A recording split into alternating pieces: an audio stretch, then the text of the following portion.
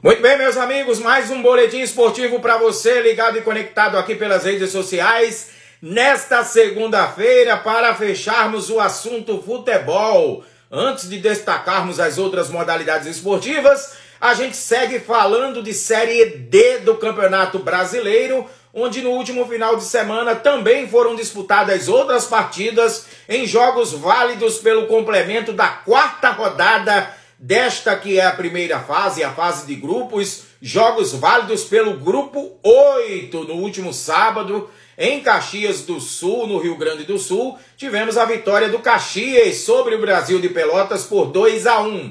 Também no sábado, em Santa Catarina, o Hercílio Luz venceu a equipe do Camboriú, também pelo mesmo resultado, 2-1. Ontem, tivemos o empate entre Concórdia e São Joséense em 1-1 e também o empate entre Aimoré e Novo Hamburgo, também por 1-1.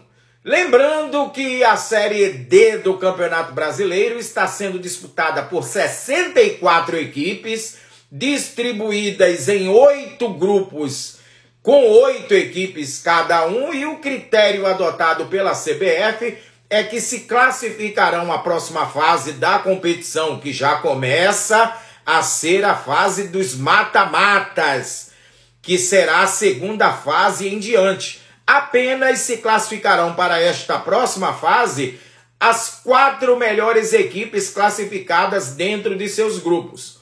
Hoje, com os resultados dos jogos até aqui, disputados no último final de semana, a classificação por grupos é a seguinte: no grupo 1, quem lidera é a equipe do Nacional do Amazonas com 9 pontos.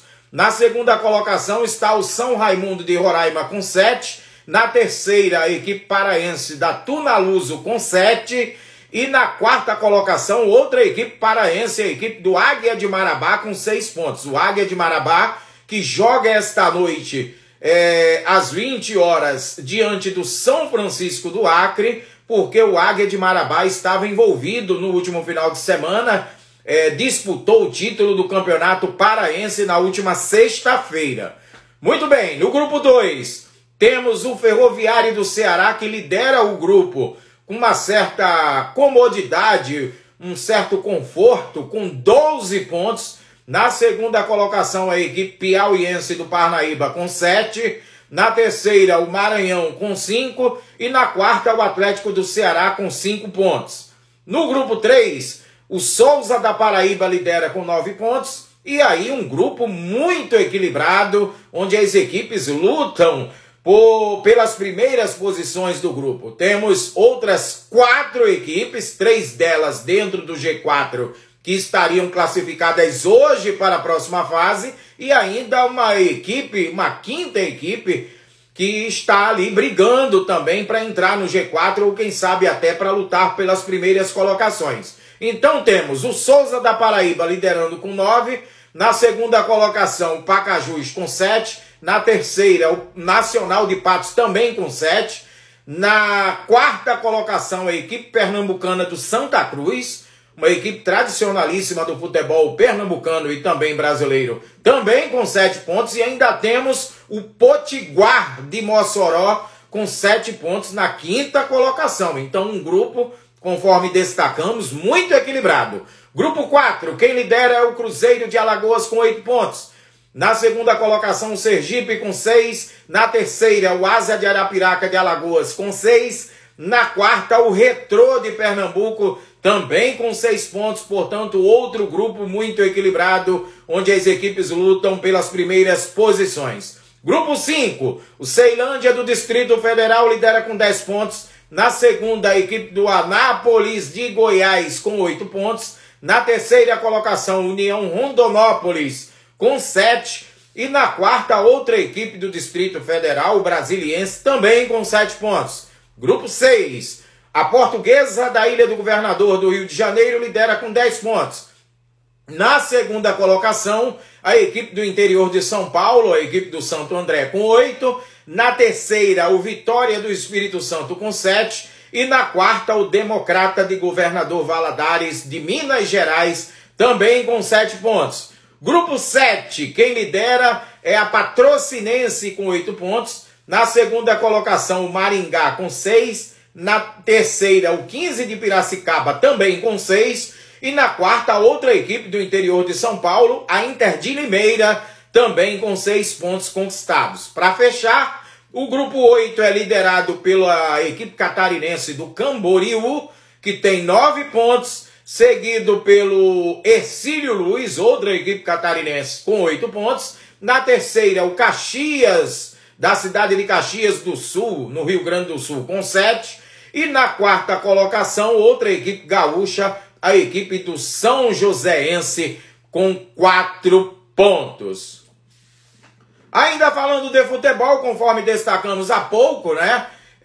Na última sexta-feira foi disputada a partida final pela decisão do título do Campeonato Paraense. E olha, no primeiro jogo semana passada, o Águia de Marabá tinha vencido o Remo em Marabá, no Pará, por 1-0. Na última sexta-feira, no estádio Mangueirão, em Belém, o Remo venceu no tempo normal por 2-1, mas perdeu na disputa de penalidades por 5-4. Portanto, com o resultado, a equipe do Águia de Marabá conquistou o título do Campeonato Paraense deste ano.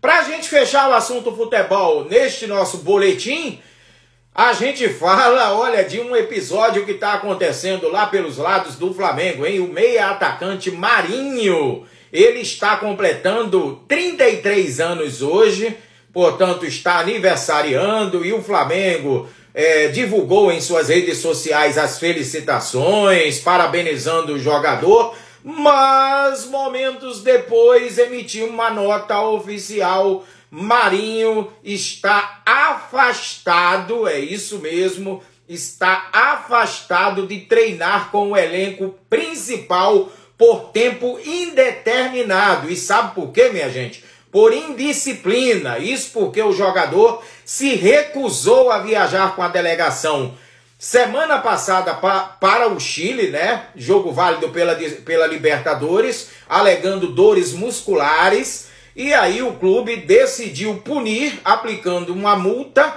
e também afastando o jogador por tempo indeterminado de treinar com o elenco principal. A notícia foi apurada pelo portal GE. Então, tá aí esse imbróglio, né? Entre Marinho e Clube de Regatas do Flamengo. Marinho, que inclusive era tido como um dos jogadores que seriam muito utilizados pelo técnico Jorge Sampaoli, por já ter trabalhado com o atual treinador na época de Santos.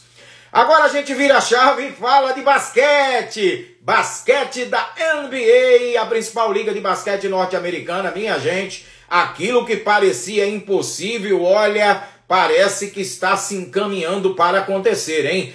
A equipe do Boston Celtics, que viveu um momento de tensão na iminência de ser varrida pela equipe do Miami Heat na decisão da Conferência Leste, a exemplo do que aconteceu na Conferência Oeste, quando a equipe do Denver Nuggets varreu a equipe do Los Angeles Lakers, fazendo 4-0 na série. Olha, a equipe do Boston começou a reagir, hein, minha gente? E no último sábado, em Miami, na Kaseya Center, o Boston Celtics venceu por 104-103, empatando a série. O Miami Heat, que chegou a ficar com a faca e o queijo na mão, podia ter varrido a equipe do Boston, abrindo 3-0 na série.